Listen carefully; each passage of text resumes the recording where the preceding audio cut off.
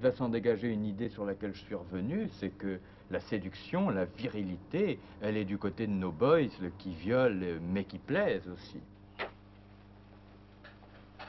Hello, Bill. Hello, Sergeant. Hi, Tony. Hi.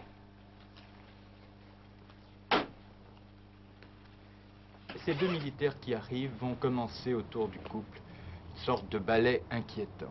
Au départ, la jeune femme ne sait pas que ces soldats du Vietnam, ces anciens compagnons d'armes de son mari, sont précisément ceux qu'il a dénoncés, les militaires qui, au Vietnam, ont violé gratuitement, puis exécuté sauvagement une jeune Vietnamienne de 15 à 16 ans, sont précisément ceux qu'il a dénoncés, qui sont passés en cour martiale et qui d'ailleurs ont été acquittés grâce à un moyen de procédure dont l'armée semble user quand elle veut justement justifier ce qu'elle est contrainte à poursuivre. Acquitté et transformé en héros.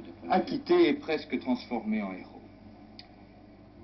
On va voir s'installer l'angoisse qui va se compliquer par le fait que, à côté de ce jeune couple, habite le père de la jeune femme, qui lui est un de ces vieux héros de l'Ouest, vieux romancier qui a chanté les valeurs traditionnelles américaines, et qui va, avec ses deux soldats dévoyés et pourtant héroïsés, trouver tout de suite un contact très rapide, un contact paternel, non dépourvu d'ambiguïté.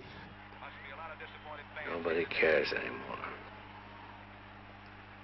She's a mighty cute-looking girl. Martha. They ain't married, huh? No. Get him, you stupid son of a bitch. Baby's nice.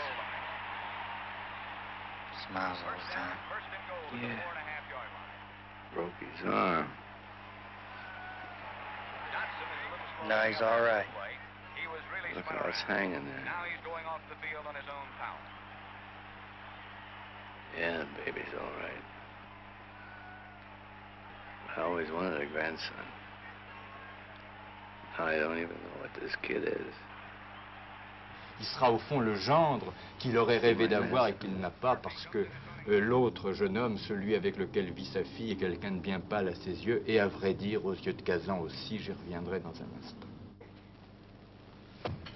Quand le jeune sergent est couché devant le bébé, alors là, on sent très bien à quel point c'est ce père-là qui pourrait se substituer à l'autre, ce petit maigrichon grêlé qui avait cru bien faire en dénonçant ses camarades. How?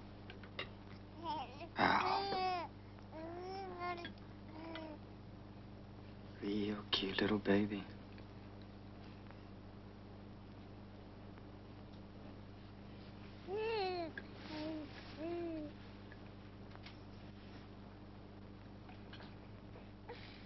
Tired? Et déjà, la malhonnêteté monte, parce que bien entendu, cette femme qui presque provoque ce sergent tortionnaire que intellectuellement elle est censée mépriser, eh bien justement, c'est une de ces partisanes de la paix au Vietnam qui défile courageusement et sans comprendre à quel point les vrais héros, n'est-ce pas, ce sont les soldats, fussent-ils tortionnaires au Vietnam. You in Vietnam with Bill? Yes, ma'am. What's it like? You ever watch television? Sometimes. Well, it's just like it is on television.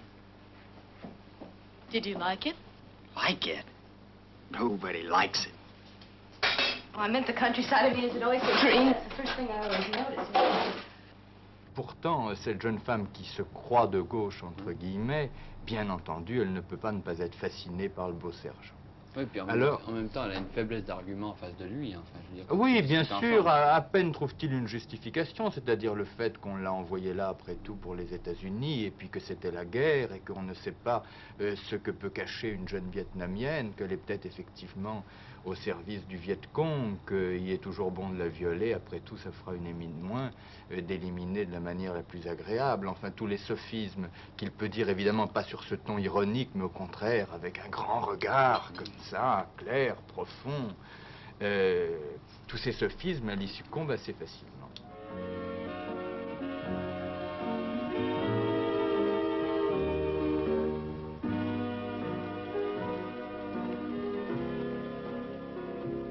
À partir de là, la violence va éclater. Le mari, très courageusement, s'interpose, et bien entendu, il va être littéralement massacré. Il va être traîné dehors, il va être piétiné, malgré une certaine résistance courageuse. Et sur la lancée de la violence qui lui a permis de massacrer le mari, alors que la jeune femme commence à comprendre que les choses sont sérieuses et qu'on passe du flirt à quelque chose de bien plus grave, il va rentrer dans la maison, ce sergent tortionnaire, la hisser dans la chambre, la gifler, la frapper et la violer. Et alors là, le viol, c'est encore une des choses vraiment abjectes de Kazan, parce qu'il aurait pu nous suggérer ce viol, qui à ce moment-là aurait gardé sa signification d'horreur à nos yeux.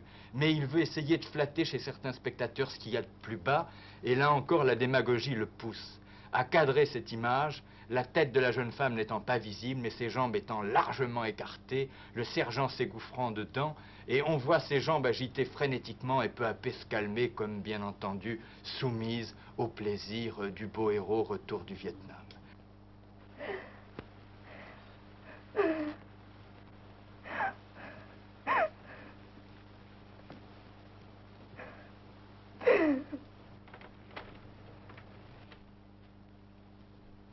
Alors, tout se continue comme ça, allant à chaque fois un peu plus loin dans l'ignominie. Le sergent, comme il le faisait au Vietnam, demandera à son compagnon portoricain d'y aller à son tour, et il le lui commandera d'un geste de pouce très désinvolte. Et puis, ils repartiront, ces visiteurs, dans leur voiture, laissant un couple complètement effondré, un garçon ensanglanté qui n'a que le courage de dire à sa femme un peu faiblement, et semble-t-il un peu lâchement, « Alors, est-ce que ça va pour toi ?» Il a tant de talent que rien n'est jamais simple. Et il ne dissimule pas la violence du sergent et du portoricain. Il n'en fait pas des personnages attendrissants, bien sûr. Il en fait des personnages qui provoquent notre répulsion malgré tous les arguments qui sont développés en leur faveur. Pourtant, si je dis qu'il est malhonnête, c'est que ces personnages restent à ses yeux des personnages extrêmement positifs, et extrêmement positifs grâce au biais de cette sexualité que j'ai évoquée. On ne manquera pas de nous dire, par une simplification qui, elle, est bien dans l'esprit de Kazan, qu'il participe à ce grand combat impossible à éviter. Il y a d'une part les communistes et d'autre part ceux qui se heurtent aux communistes. Ça, évidemment, c'est une réminiscence chère à Kazan, dont nous savons qu'à l'époque du macartisme aux États-Unis, il n'a pas hésité à dénoncer des gens suspects à ses yeux de sympathie pro-communiste devant la commission des activités anti-américaines. Et bien là, il prend sa grande revanche parce que le Vietnam, en quelque sorte, a prouvé la nécessité qu'il y avait à poursuivre ce combat contre les communistes, et finalement, Kazan était bien dans le bon bout. Bon, on va vous laisser partir, si vous voulez avoir votre avion. Il me reste 25 à 30 minutes. Alors, si vous voulez, on peut évoquer quand même des films qui sont sur les écrans parisiens ce mois-ci. Le Hitchcock. Le Hitchcock que j'ai vu hier. Et au fond, le Hitchcock, j'aurais dû le voir quelques heures après être sorti du film de Kazan, parce que ça m'aurait calmé, détendu, ça m'aurait apporté ce délassement que les meilleurs Hitchcock apportent toujours. Et pour moi, les meilleurs Hitchcock, c'est ceux où il n'essaye pas trop de faire penser, où son schéma est classique, c'est-à-dire très rapidement un faux coupable qui nous est révélé. Le suspense étant procuré par le point de savoir non pas si on va trouver qui le vrai coupable, ça on le connaît, mais comment on va sauver le faux coupable. Tu sais qu'on a vu le Rossi ce matin aussi. On a vu le Rossi. Et je dois dire que c'est très difficile de porter des jugements sur des films comme vous m'obligez à le faire immédiatement après les avoir vus. Parce qu'on n'arrive pas à les comparer entre eux. Et pour le Rossi, je persiste à penser évidemment que lui, c'est un film qui ne crée pas de malaise nauséeux du type créé par le film de Kazan, parce que c'est un film dossier. C'est tout le contraire. Alors là, on retrouve une distanciation moins schématique, moins didactique que dans les films de Godard, mais une présentation qui permet au spectateur d'avoir les éléments du dossier.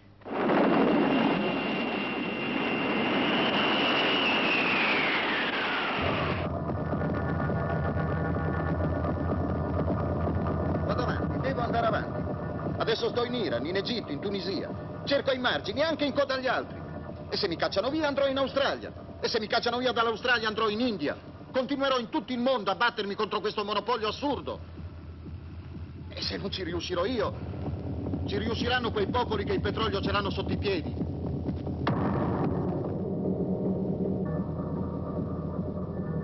Ce film d'aventure, c'est quoi? C'est l'enquête menée sur la mort d'une personnalité italienne importante dans un accident d'avion mal expliqué et qu'on tente 8 ans encore après d'expliquer un peu mieux. Vas-y. On voit. Dans cet avion, il y a un homme qui pourrait être considéré comme une sorte de mégalomane à la Citizen Kane.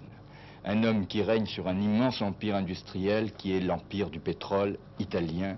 Un empire qui au départ était à peine une petite entreprise artisanale, née d'ailleurs sous le fascisme, et que cet homme a repris à son compte après la libération de l'Italie au nom des gouvernements démocrates qui succèdent au fascisme.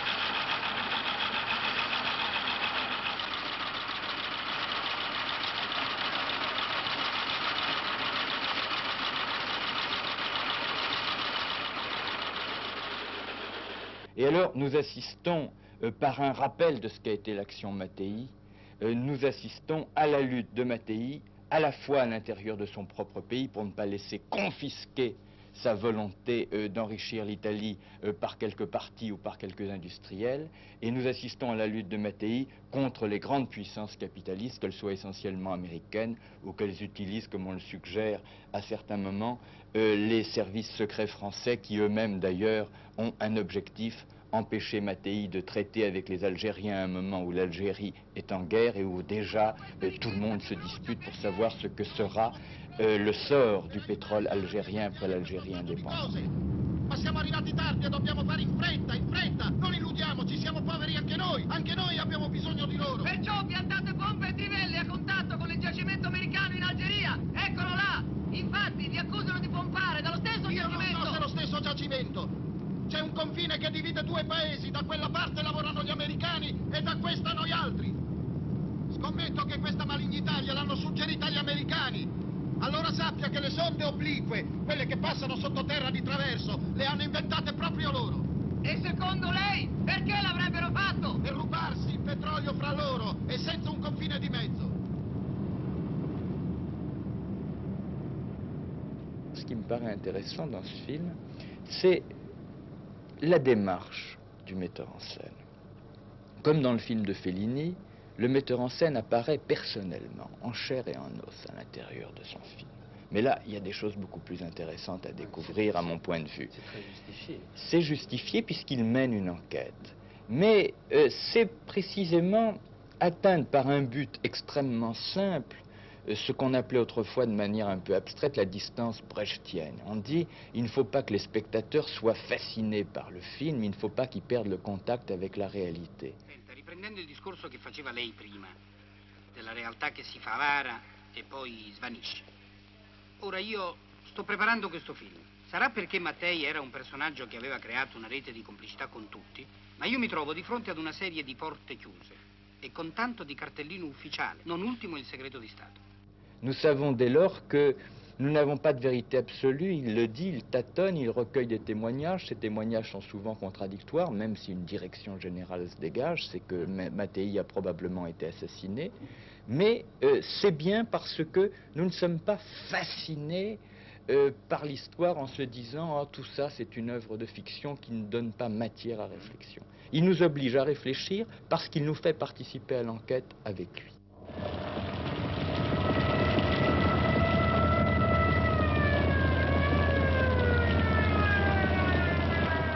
Temps, il revient à la question de sa mort. Pourquoi cette mort? Il nous fournit des explications possibles, mais il ne nous les fournit pas toutes. Et je dois même dire qu'il a l'honnêteté de laisser planer même cette explication, qui est que c'est tout bêtement un accident. Mais des accidents comme ça, au regard de l'histoire, n'en sont pas parce qu'ils la perturbent.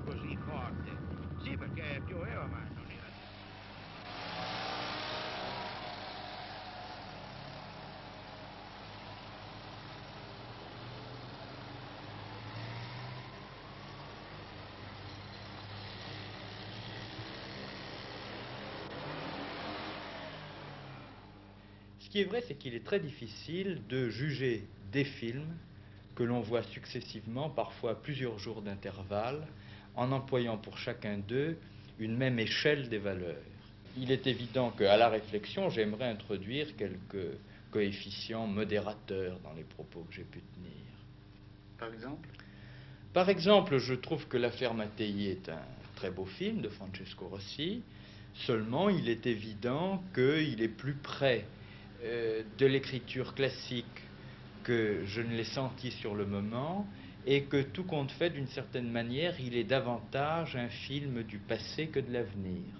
De ce point de vue-là, par exemple, je persiste à penser qu'un film beaucoup moins achevé, beaucoup plus tâtonnant, comme Tout va bien de Jean-Luc Godard, est lui plus proche de l'avenir. Il n'y a aucun doute là-dessus. Pour qui et contre qui est fait un film comme Tout va bien? Ben, c'est assez.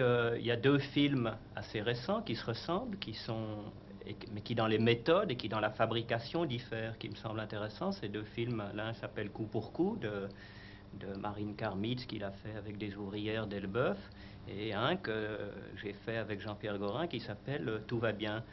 On peut dire que ces deux films veulent lutter pour, disons, ceux qui veulent du changement, et en particulier l'élément dominant, c'est-à-dire les exploités, les opprimés, et leur représentation principale en France, qui est la classe ouvrière, hommes et femmes. Coup pour coup va directement voir les ouvrières d'Elbeuf, par exemple, et fait un film avec elles. À mon avis, c'est mon avis personnel, il saute une étape, c'est-à-dire il pense qu'on peut directement écouter parler comme ça, ayant été privé de communication pendant longtemps, qu'on peut se mettre au service sans problème. Nous, on pense qu'il y a un problème et que ce problème, c'est le moyen même qu'on emploie, qui jusqu'à maintenant a été entre les mains des gens contre lesquels on lutte, et qui fait qu'on ne le, malgré notre meilleure volonté, on ne le domine pas bien, et que souvent on croit faire un film au service d'eux, et qu'on risque même de faire un film contre. On ne s'en rend pas bien compte. Alors à mon avis, si tu veux, Tout va bien, plutôt que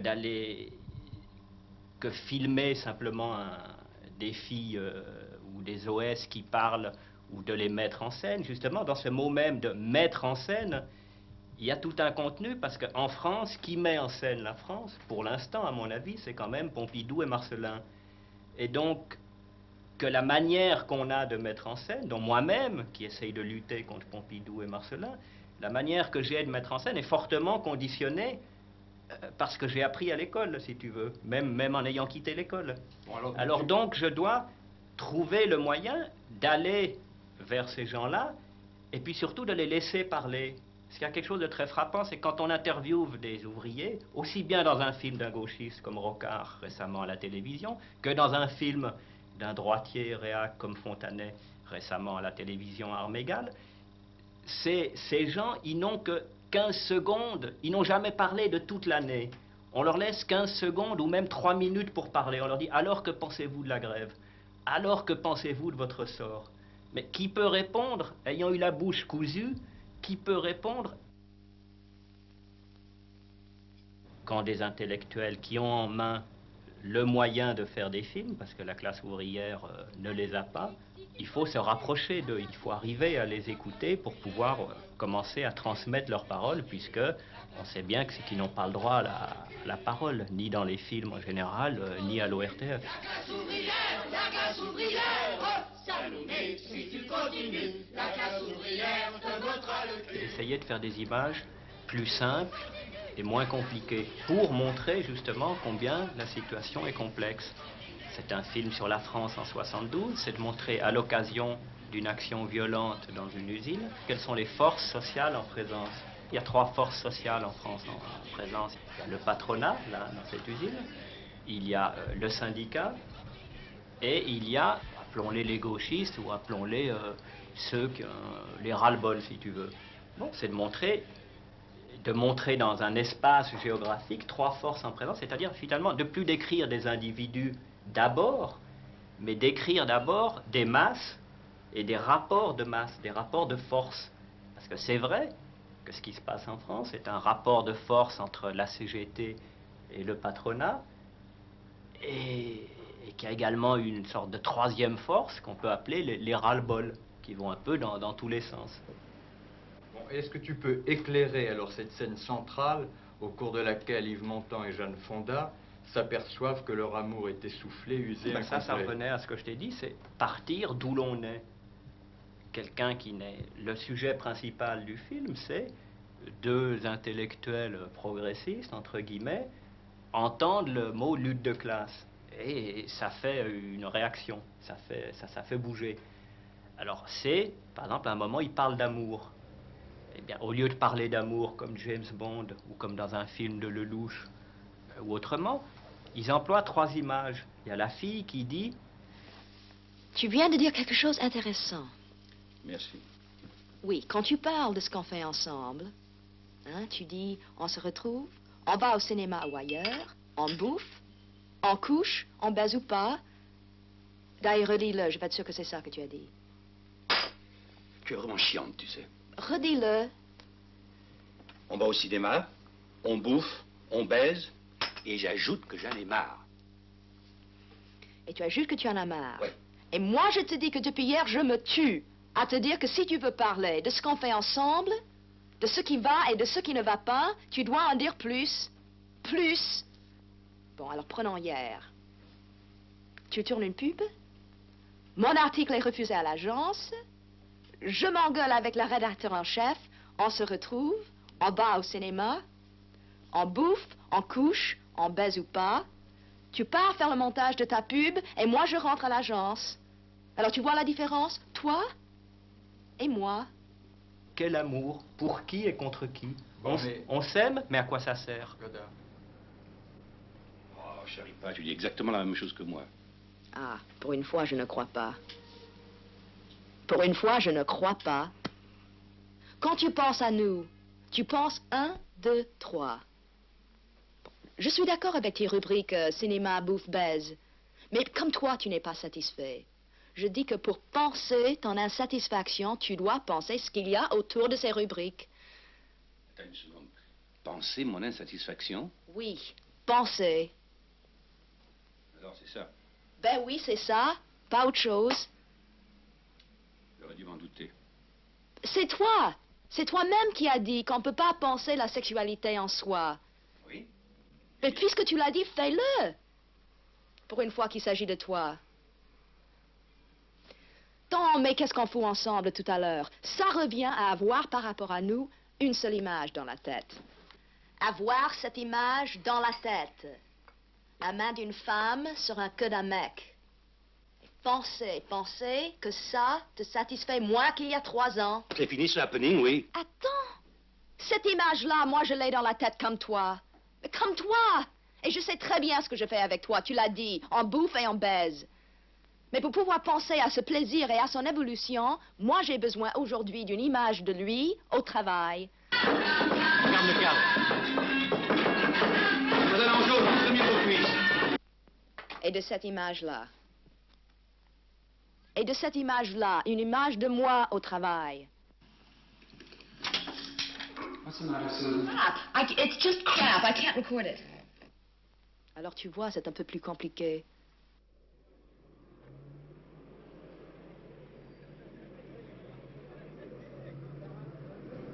Alors cette visite à Jean-Luc?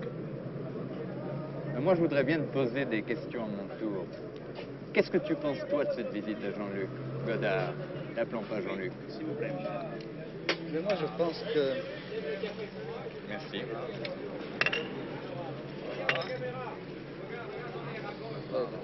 Il faut peut-être prendre ça. Oui, je vais vous débarrasser de ça tout de suite. Voilà. Ce que j'en pense, moi je trouve que c'est important de l'avoir. lorsqu'on parle de cinéma politique, parce qu'il est le représentant quand même le plus... je ne sais pas si c'est le plus autorisé, mais enfin, il est le représentant qui, aux yeux de l'opinion disons, internationale... est le symbole d'une nouvelle forme de cinéma politique. Oui, oui. Et qui a le mieux défini quand même ce que devait être le cinéma politique, ou ce qu'il pourrait être, puisqu'il n'est pas sûr en même temps de ce qu'il fait. Il propose le cinéma politique. Et il présente ses films comme des essais. Là, dans ce qu'il a dit, c'est quand même, il a dit, j'essaie de faire du cinéma politique, j'essaie de m'approcher d'un cinéma qui devrait être tout à fait différent. Moi, ce qui m'a frappé le plus dans l'entretien qu'on a eu avec Jean-Luc Godard, c'est qu'il exprime une préoccupation qui lui est commune avec Francesco Rossi, qui fait un cinéma politique d'une forme complètement différente du cinéma de Godard. Tous les deux, l'un dans une interview que j'ai lue dans Le Monde, l'autre dans l'entretien que nous avons eu directement avec lui tout à l'heure, disent « Il ne faudrait pas que le cinéma politique devienne un genre, c'est-à-dire en quelque sorte un objet, quelque chose de récupérable, de détruit. » Et ce qui me paraissait également intéressant, c'est que Godard insistait sur ce point. Au fond, et c'est contraire à ce que je pensais au début de cette émission, le genre du cinéma politique n'existe pas. Tout film est politique, dans la mesure où, avec moi cette fois, il pense que tout film tend à changer le monde. Même le film d'un quelconque comique français qui tente à vouloir faire croire qu'il n'est pas politique, est politique dans la mesure où précisément lui se refuse à changer cette société, la faire culer au prétexte de la stabiliser. Nous disons, voyons, c'est très important de faire un cinéma politique qui précise d'où on parle, pour qui on parle, contre qui on parle, et nous le faisons sur une plateforme jouet qui nous promène dans Paris. Est-ce que c'est pas pour diminuer la portée de ce que nous disons? Le cinéma, c'est quand même l'artifice. On essaie de faire croire que c'est du réel, que c'est la vie, mais on cache l'artifice. Et peut-être qu'il faut le montrer, l'artifice. Et le désigner, au contraire, clairement. En disant, regardez, c'est du cinéma. On n'essaie pas de vous faire croire qu'on est à la terrasse d'un café alors qu'on n'y est pas. Oui, peut-être, après tout, moi je veux bien progresser. Si on était resté sans devant cesse. le café, les gens auraient continué de croire qu'on était dans un café. Et que la vie était autour de nous. Mais c'était important de leur dénoncer le caractère artificiel de notre démarche. Oui, le caractère peut-être...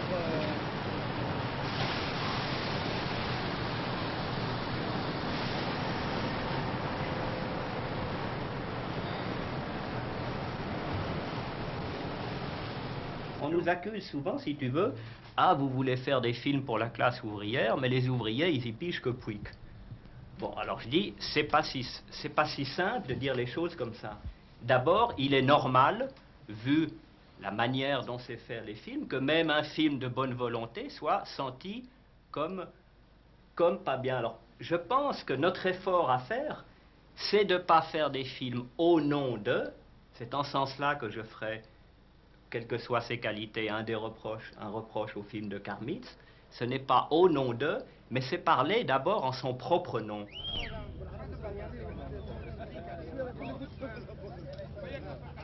Un ouvrier qui s'achète une petite caméra ou un petit appareil de photo, qui filme ses vacances, il fait un film politique. Voilà ce que j'appelle un film politique. Il ne peut faire que ce film-là. Il se trouve que, justement, il a le droit de filmer ses vacances, mais bizarrement, il n'a pas le droit de filmer son travail. Les caméras sont interdites, et l'émission d'Edmond Maire l'a encore montré, sont interdites à l'usine, sur le lieu du travail. Nous, on prétend le sacro-saint droit au travail, si tu veux, qui est la tarte à la crème du patronat français. Moi, si je me pointe, moi, informateur, cinéaste, ayant le droit d'exercer mon travail de cinéaste, c'est-à-dire de filmer, je n'ai pas le droit d'aller presque nulle part. Pourquoi? Parce qu'on vit sous le régime de la propriété privée. Mais je n'ai même pas le droit d'aller dans les entreprises dites d'État. Je n'ai pas le droit de filmer dans le métro. Je n'ai pas le droit de filmer dans un musée. Je n'ai pas le droit de filmer dans une usine. Je n'ai pas le droit de filmer à Orly. J'ai le droit de filmer quasiment dans aucun des endroits qui représentent le 80% de l'activité productrice des Français. Où est le droit au travail? Vous êtes en train d'enregistrer, là?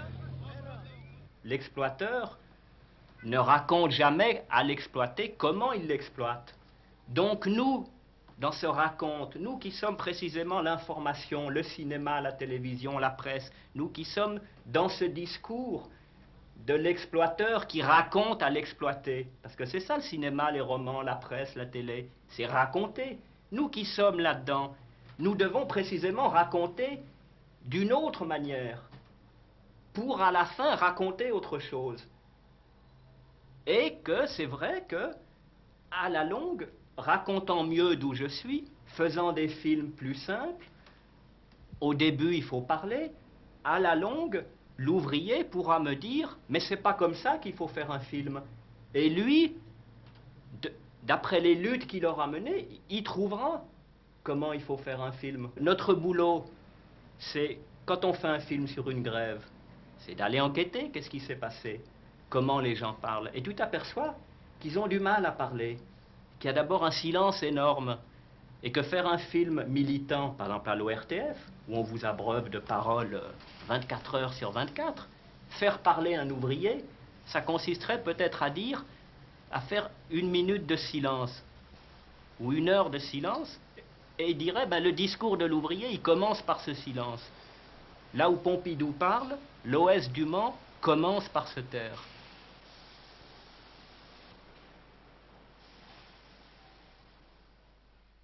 Munkások vagyunk mi, nincsen szabadságunk, mert szerencse helyett gyász borult reánk. Se baj, éljen a munkás, éljen a jog, éljen a munkás társadalom.